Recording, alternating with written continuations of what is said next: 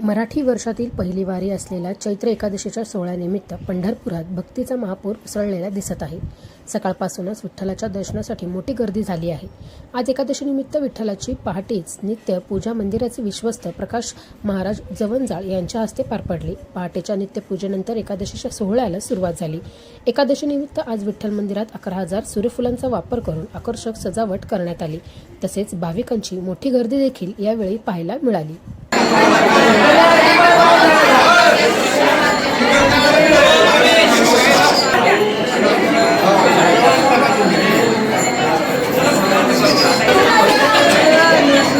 Yeah.